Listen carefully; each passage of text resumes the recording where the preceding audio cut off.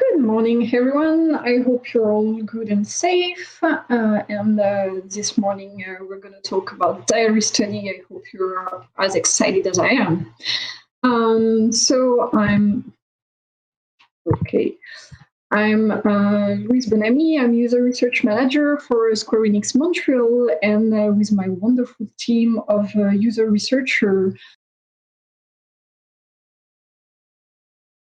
game teams we're working for know their players better in a structured and neutral way.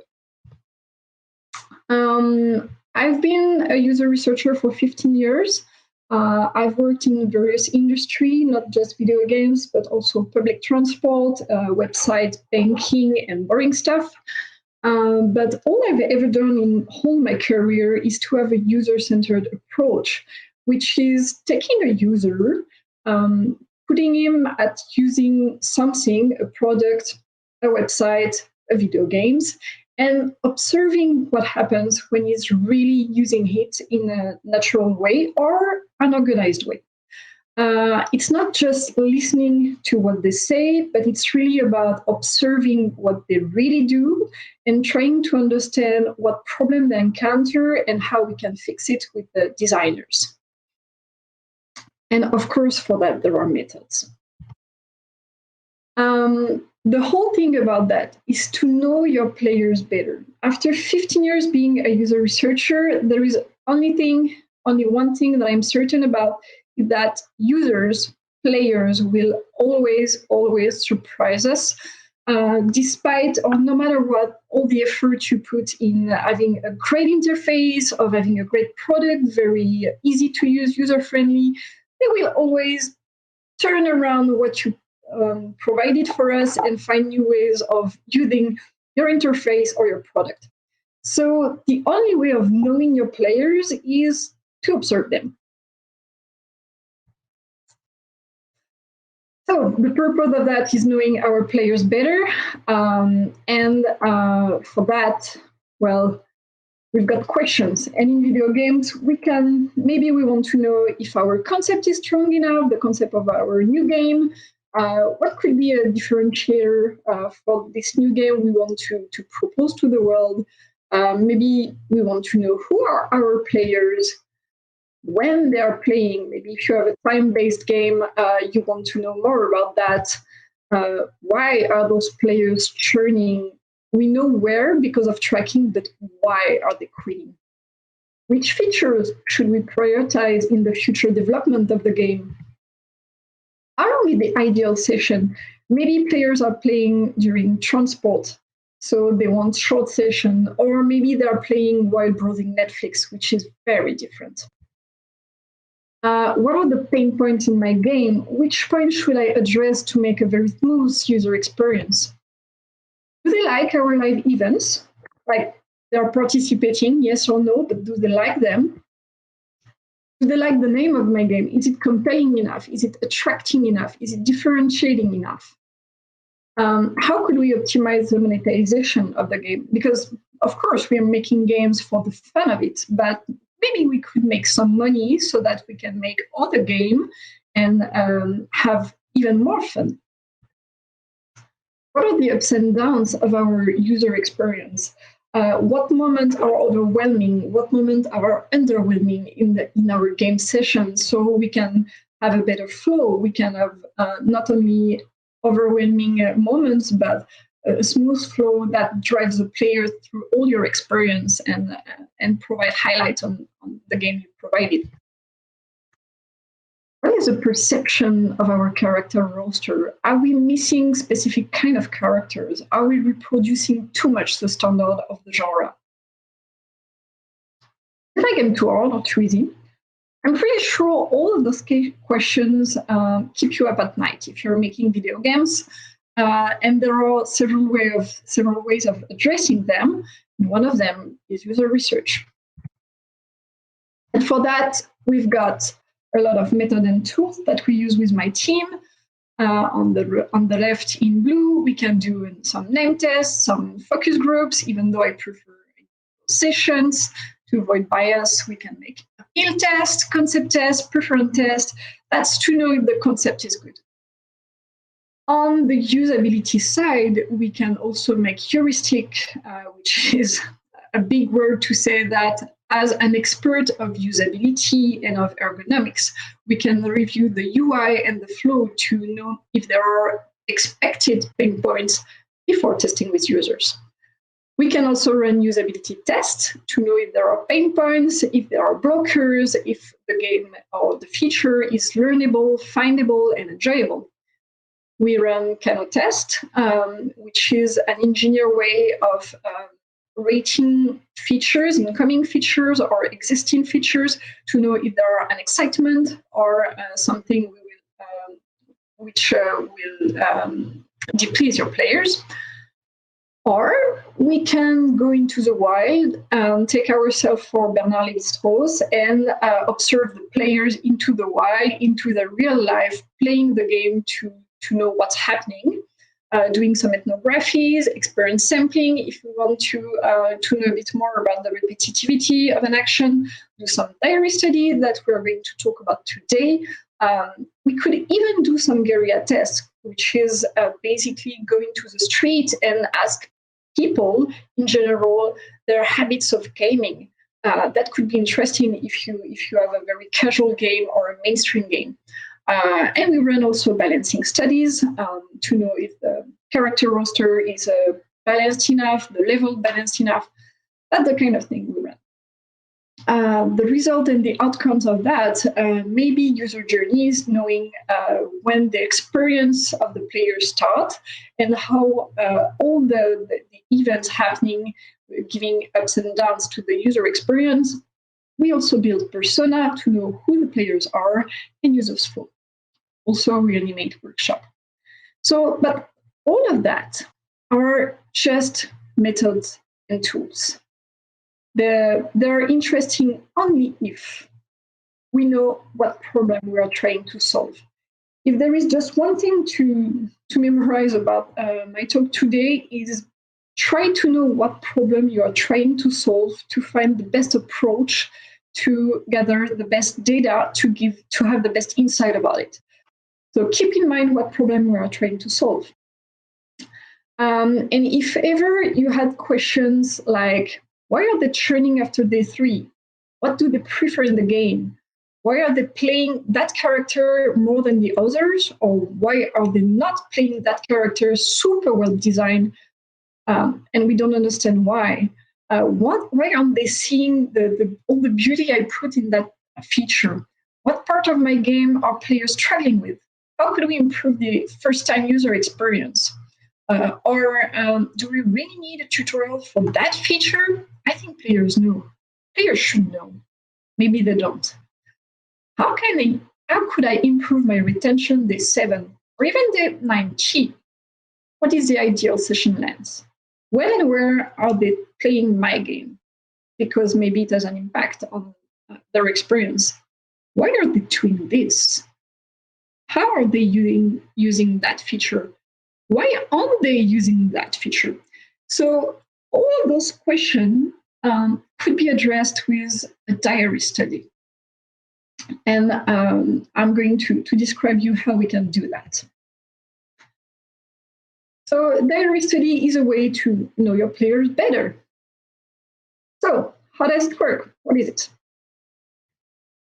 You recruit a bunch of players. And when I say a bunch, it depends on your questions, of course, but let's say 15. Could be 10, could be 20, depend on the resources you have, but let's say 15 for today. You provide them a game. It can be either the game you're developing, it can be a review of your game, or even could be a competitor of yours, if you want to know your competitors better. Then you make those players play for a middle period of time, let's say 5, 7, 15 days, during which you are going to follow them. During this period, you will have an approach where you ask them questions, structured questions that enter your research questions. At various parts of the experience, it may be after day 1, day 3, day 5, and at the final. Of course, you keep in touch with your players. One of the ways we found working pretty well with our players is sending them SMS because it's easy to text them. It's quick. Everyone can do that. It's faster than an email. So that's a good way to talk to them. But maybe they prefer Discord channel. Maybe they prefer Twitch. It's up to you and them to feel the way to communicate with them in a way which is convenient for them and for you. And most of all, you talk with the players. It's a good practice to have interview at mid-diary study and end of the diary study. First of all, because we are all lazy. So writing a long emails about your feedback can be pretty cumbersome. While just having an interview with someone, you will be able to talk more about your experience. And as a researcher or as someone who wants to answer those questions for the production, having an interview will allow you to go deeper and to make sure that you understand your player's answer and that so you understand really his answer, his feedback, the way he perceived your game, rather than confirming what your team wants to see confirmed, which is called confirmation bias. So you really want to uncover with your players their experience of the game. So that's for the how we do that. Then, what do we get from that? Well, plenty of data. And you could argue that, yeah, but with tracking, I already have plenty of data. Yes, and you will use the tracking you have for your game. I hope you have. If you don't, there are ways to address that. So, plenty of data. A whole of plenty of data. From your tracking, because you will register the tracking of your players. You will have the time they spent in your game, the length of the session, the average length, but also the length of each and every session. So don't use just the average, use the median, try to make buckets just to know if there are variations in those sessions. You will see also across the days you made them play, the number of sessions and the kind of activity they had across the days. You will have their win-loss ratio. You will see maybe if they succeeded in a specific level or failed a certain amount of time. You will have their achievements, what they unlocked in the game. You will see maybe the archetypes or the object that they equipped their players or their team or whatever your game is. We'll see the trophies, where they were in the game, the highest level they reached, and the character they unlock, the characters they played the most, and the characters maybe they didn't play. And on top of that, which is all behavioral data, from tracking you have an objective way. You have an objective point of view with all those data. But on top of that, during a diary study, you will have all the emotions linked to the day-to-day, to the various part of the game they played. You will see all, they will talk to you about the part in your game they struggled, the part of them of the game that made them confused or that triggered them. You will also be able to talk with them or to see the workarounds they created to avoid maybe grinding or to not to use a specific feature you want them to use. You will also have access to the ways they strategize in your game and the ways they see strategy, what is important for them to be able to build their strategy as a gamer and to enjoy and to feel good and proud of playing your game. So you will have access to all their emotions and all the attitude and strategy they build around your game linked to your data. So what you get in the end, if you structure your data properly, you will have a lot of data. You will have to gather that structurally with a neutral approach and trying to answer the question you provided at the beginning. But on one side, you've got all the behavioral. You will see if they perform or don't perform something. You will see if they do A rather than B, which could be addressed in an A/B testing.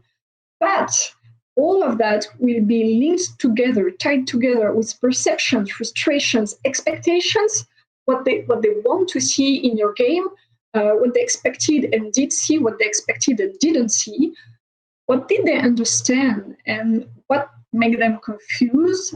You will have access to that, not just because they tell you, I'm confused by, but because you will see their answer to your questions. You will have their context of gaming. You will also be able to ask the kind of all the games they play, just to understand the habits of gaming and where they come from when it's about controlling a specific way of controlling the game or pattern they want to see, and their appreciation.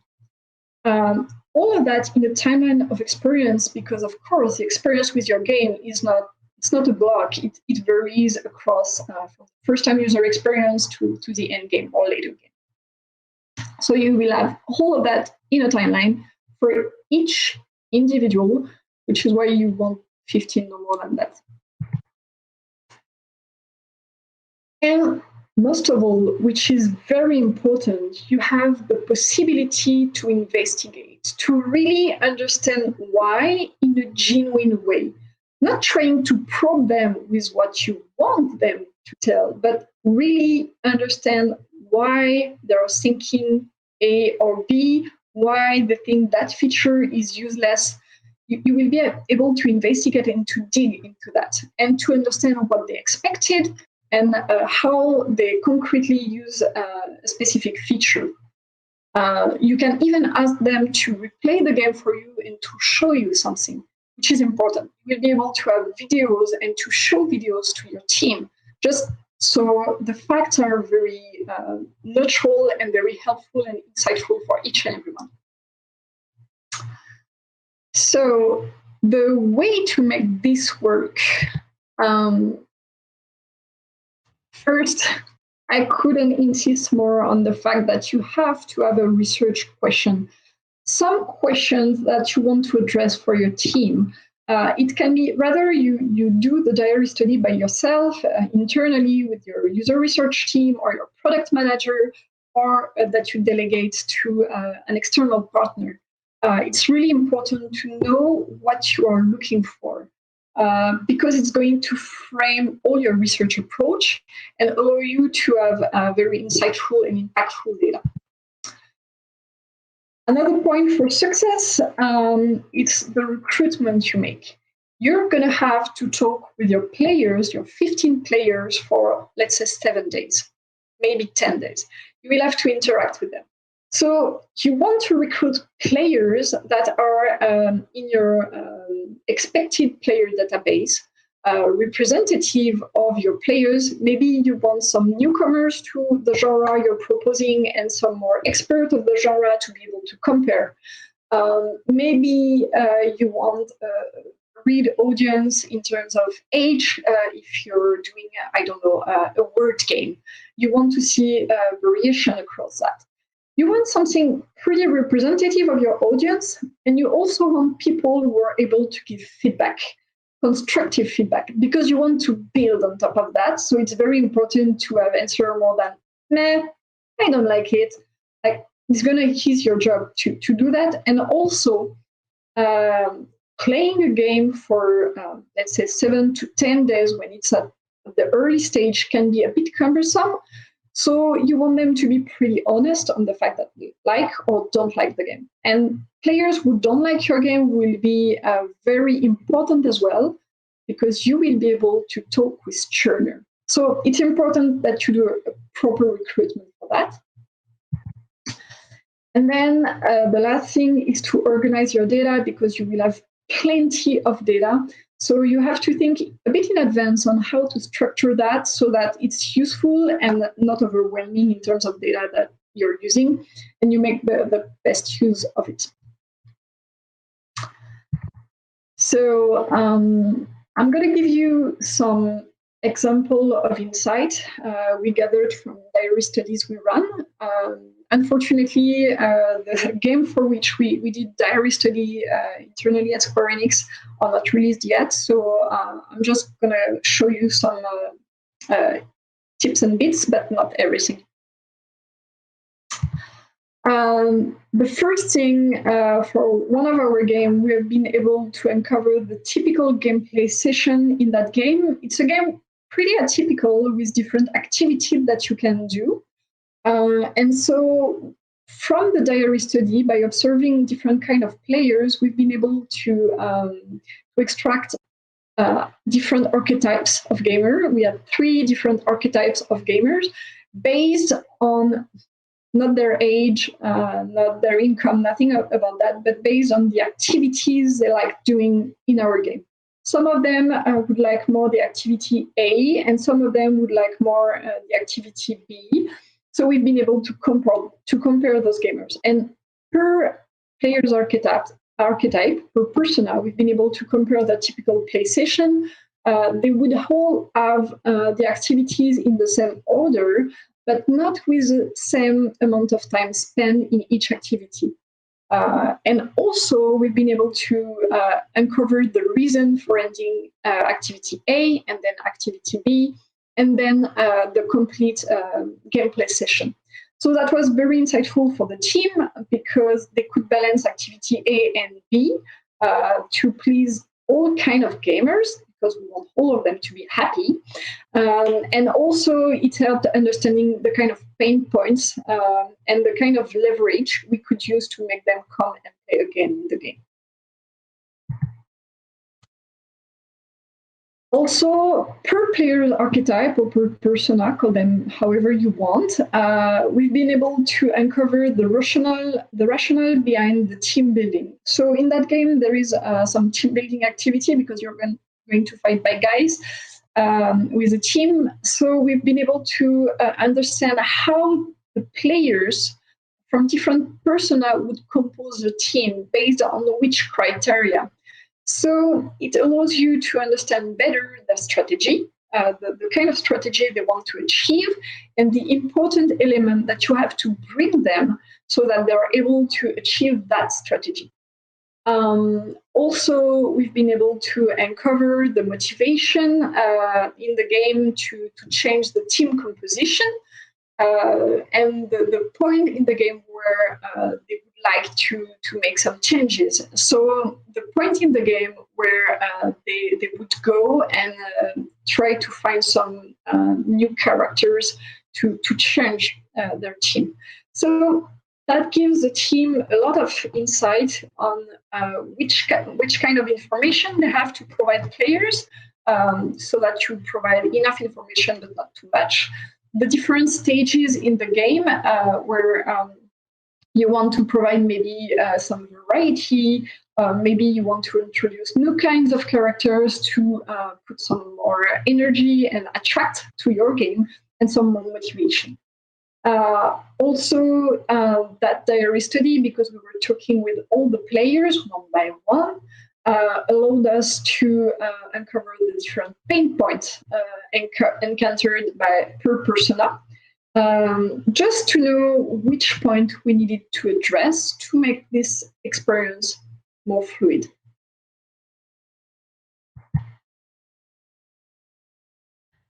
In the end, by having the players playing for, that one was 7 days in a row, it allowed us to create an experience journey per profile with all the ups and downs of different period of time in the game, from the very beginning, day 1, day 2, to the more the core of the game, day 3 to day 7. At this point, we had a very good idea on the experience journey, the ups and downs, the different phases. So there was an exploration phase, and then some discovery, and then some habits of gaming, players creating some patterns for themselves. Including that game into their day-to-day life.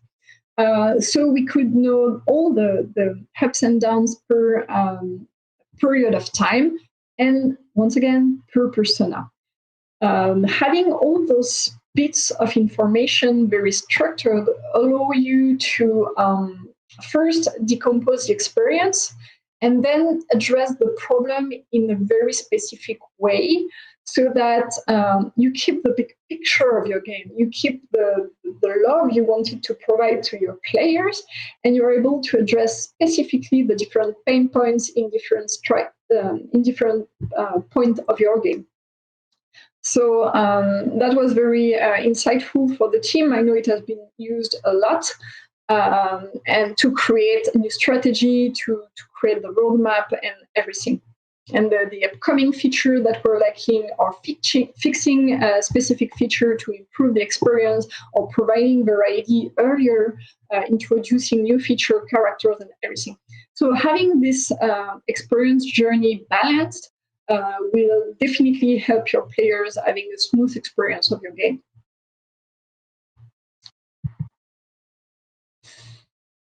Yeah.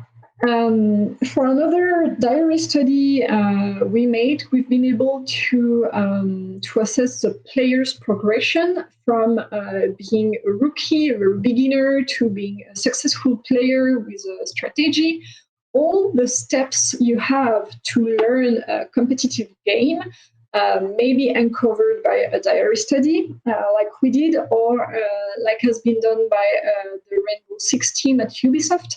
I know Lenny Dixon has done a very interesting talk about that at the Girls Summit. If you haven't seen it, go and check it right after this talk.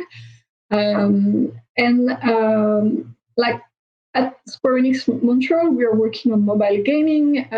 So you may think it's easy games, which is not necessarily, but they did it on Rainbow Six too, to uncover all the progression of players from the time they were hooked by the game to the time that they are able to successfully play a competitive game. If I remember well, it's a period of time of 30 days in which you cross a lot of difficulties and learning, and a very steep learning curve. And with a diary study, by the fact that you are tracking and that you can talk with players and that you can observe them playing, because for Rainbow Six, they kind of twitch their sessions, then you're able to understand really the problems of the learning curve. And then by spotting them, observing them, because you need observation for that.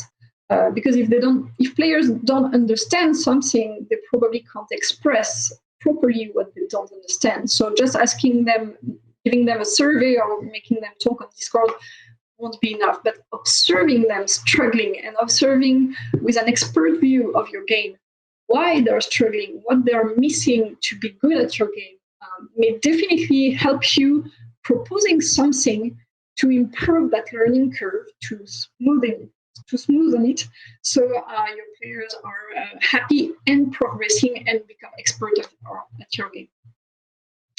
So you can also observe all the progression of players from the very beginning, where they don't know what they ignore, to the steep learning curve, to having steps and progressing as a player. That's something you can do with a diary study as well. And you can also uncover blockers of retention. That's a kind of thing we observed. Maybe some of their characters are not appreciated enough. Maybe they feel that playing against a specific character is unfair. Maybe you don't have enough rewards in your game.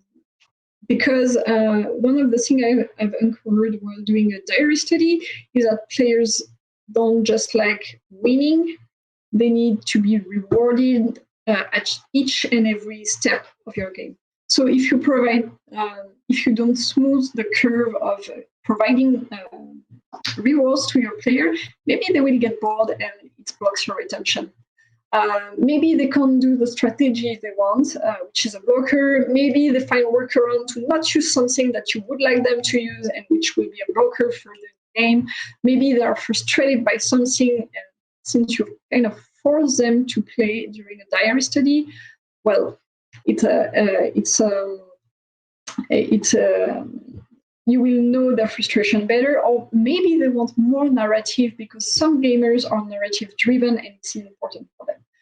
So a diary study will never measure retention because your players are kind of paid to play your game, so they will stay for the pay, or they are so happy to have access in advance to your game that they will stay. But you will be able to spot the blockers of retention and to remove them before launching the game. Before I'm asking you if you've got any question, I had a question for myself because we are all working in the video games industry. So we all know about beta testing. And so you probably wonder, yeah, but we can do a beta test. We have access to plenty of data as well. Why would I do a diary study, which seems to be something very structured and takes a lot of time? Well, for me, the difference between a diary study and a beta test is that a beta test would be like going to fishing with a one-size-fits-all fish net, meaning that you're going to catch a lot of fishes, maybe not the one you want, maybe not in big enough quantities, and maybe you will gather information that you won't really use. So a diary study is really structured, should answer to specific questions in a consistent way, meaning that you will ask the same questions to all players so that you've got a consistent view on all the data you gather. So yes, beta test is good as well.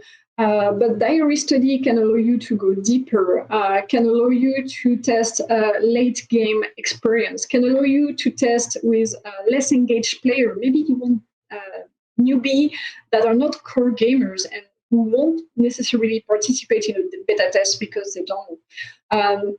Also, you have a possibility to unlock them if they struggle too much with a specific part that maybe you discover in a tutorial. Well, you can help them for that part, knowing that, okay, we help them there, so we will need to create a tutorial for that, but they can keep playing and enjoying the rest of the experience. So it's slightly different. So in a nutshell, why is it interesting? Well, first, it's a user-centered approach, and you need to have a user-centered approach when making video games because you want your user to enjoy your game. It's caring for players, and caring for your players is not just listening to them, it's observing them in a very neutral way so that you understand their experience and you don't just confirm what you have in your guts, what you want to prove. You just try to have a very neutral approach so that you can improve in the end the gaming experience. It will allow you to test groundbreaking features because maybe you want to break the habits of a specific genre. And if you do so, well, you will need to see how to introduce that properly to players so that they don't reject what is new. You can see how to introduce that bit by bit so it becomes interesting more than some things that they don't like. Talk about, I don't know, random things. Yeah. 30 seconds. And then you will be able to provide actionable insights because they're gathered in a neutral way. Maybe to allow you to align your roadmap with what players really want or really need in your game, and give a base of discussion based on facts and not on gut feelings. So it's more neutral for the whole team, for the peace of each and everyone. And I'm going to achieve there. I will be in kiosk Square Enix for any question you have in 5 minutes. I will be happy to answer every question on how to do a diary study or how to be successful with that or different experiences. Thank you, everyone.